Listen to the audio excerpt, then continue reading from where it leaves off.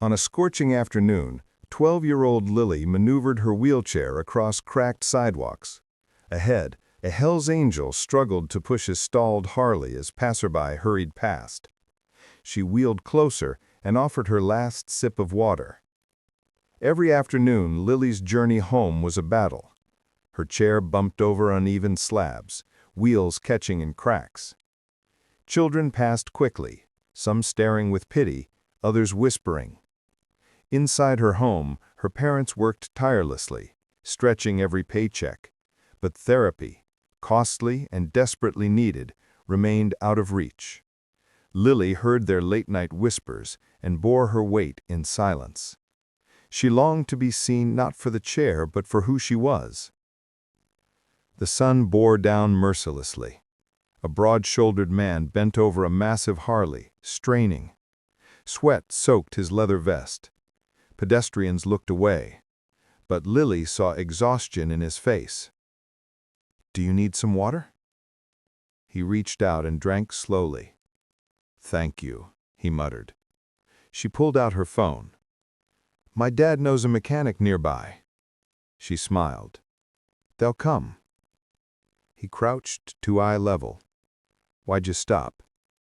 Lily shrugged. "Because no one else did." Neither realized this was the start of a ripple. For most, the man was a warning, vest patched with symbols, arms covered in ink. But behind the leather was fragility. He'd known rejection most of his life. Until Lily. Her small act meant everything. That moment was dignity he hadn't known in years. At school, whispers followed Lily. Some classmates were distant, others cruel. At recess, she lingered on game edges she couldn't join. Her parents called her brave, but courage felt like a mask. The final bell rang. Older kids jeered about her chair. From the distance, a rumble grew. 6 Harleys pulled up. The bullies froze. The riders formed a protective circle. She recognized the man from the sidewalk. No threat spoken, only presence. The children drifted away. Sometimes the strongest defense comes in quiet company. What Lily didn't know, her story had traveled. The man told his brothers about the girl who offered water when no one else would. The story moved through the brotherhood like wildfire. These men held a code: loyalty, respect, gratitude. Her act had stitched itself into hearts she'd never met. It began as a low vibration, then hundreds of engines. 250 motorcycles poured into the neighborhood. Her parents rushed outside, bewildered. The engines cut. Silence. The man stepped forward with reverence. From a trailer, bikers guided something down. A motorized wheelchair gleaming in sunlight. Purple frame, chrome accents, leather handlebars. More than mobility, freedom. Another biker offered an envelope, every therapy session paid for. The man lowered to Lily's level. "You gave me dignity when I had none. Today, we give it back."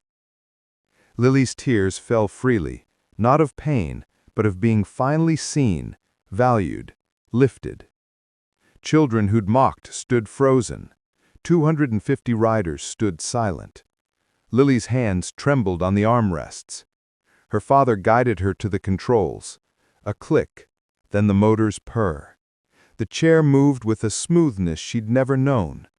Her laugh started quiet, then grew, spilling like light through storm. For the first time, children saw joy uncontained. Her parents followed with tears and pride. The riders smiled quietly. The world had seen only leather and fear.